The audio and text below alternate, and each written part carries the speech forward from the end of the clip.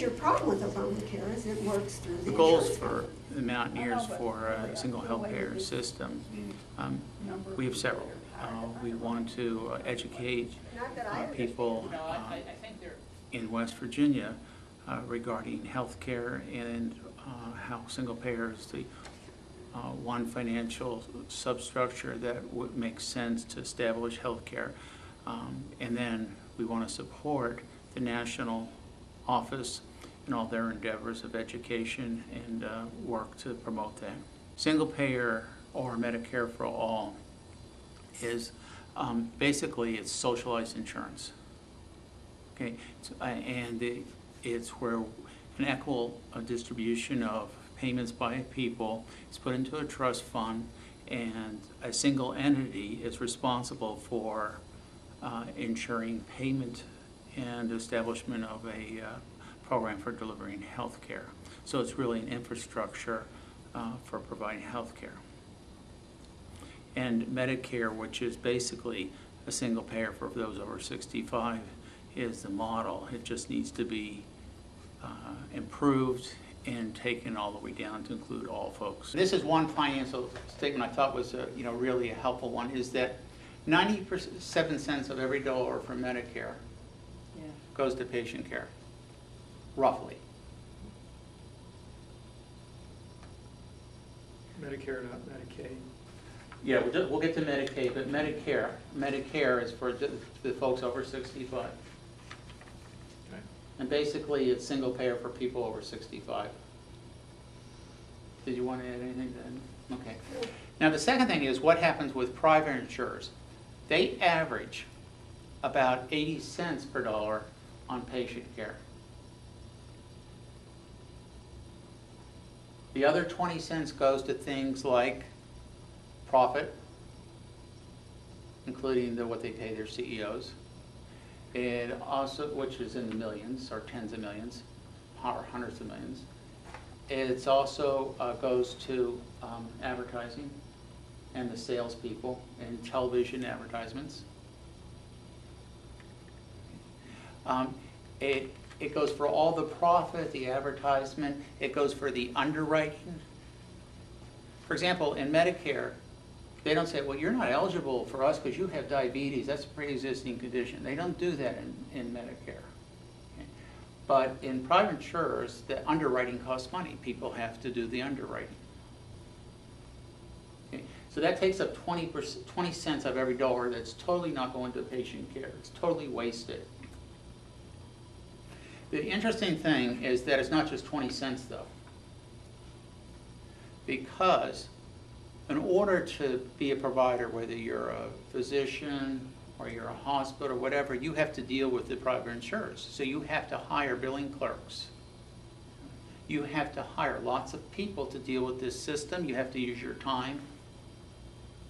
And that adds another 10 to 11%. So people say about 31%. I thought it was more like 30. Yeah, of the total of healthcare dollar is not going for patient care. It's going for unnecessary things, the profit, the advertisement, billing clerks. There was a study in 2003 in the New England Journal of Medicine where David Hammelstein and Stephanie Woolhandler, and there might have been one other person in that study, they estimated that we would save $400 billion for setting up single payer. And basically that $400 billion would cover everybody. Everybody would be able to get health coverage with that $400 billion and comprehensive basic care, including chronic care, preventive care. Nothing would be left out. So I'm just roughly saying, probably in the ballpark of $400 billion, which would be saved if we went to a single payer. What's wrong with the Medicaid system? Medicaid? Well, basically, it's a result of underfunding. Medicaid is a program for poor people, and politicians chronically underfund it. So there was a report from the Government Accountability Office in 2011 that surveyed the country looking at providers and asking them would they take new children with Medicaid, new patients, and less than 50% of them would. And in that same study, 4/5 of providers, primary care providers, had trouble referring patients to specialists.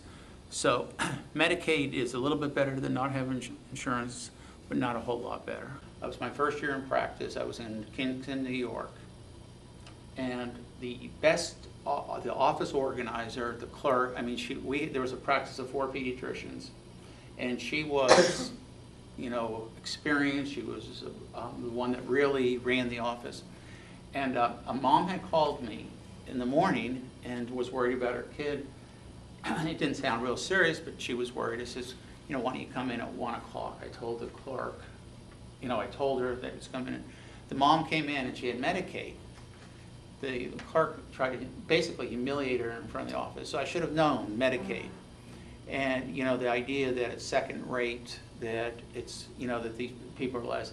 And it's always going to be second rate because it's always underfunded, and it's always, a lot of providers don't want to provide care because it's so underfunded. They reimburse. Well, that's why they don't do it. Very little, yeah, it's, but in addition to the office humiliating those people, the people who write the laws, whether it's Congress or I don't know who, they're treated differently. They can get away with doing that about how much they reimburse the doctors and so on, because they're just poor people. I think I did say that last time, just a bunch of slobs. Why would you bother? And, lazy. And the thing I saw, because I took care of a lot of folks at medical car when I was in Huntington, and a lot of times the children would have insurance. So they would get care. Almost never did the parents have care. They didn't have coverage.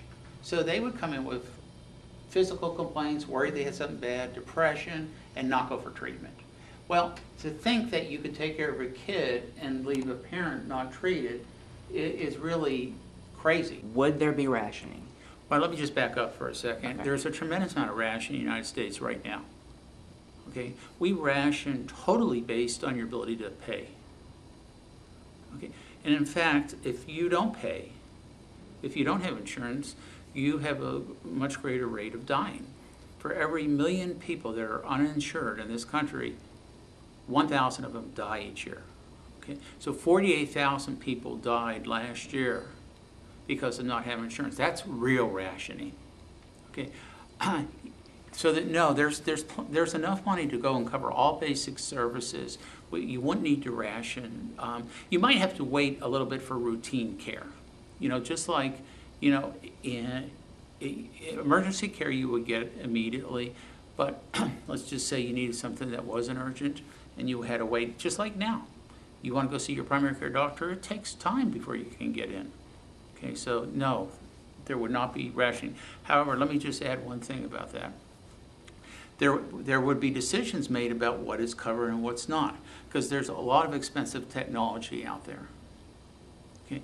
That doesn't mean we need all that or that it's evidence-based or that it's good. Some of it's good, some of it hasn't been proven. And I'd rather have citizens and doctors and nurses deciding how to use that instead of CEOs in back rooms making decisions based on financial gain and that.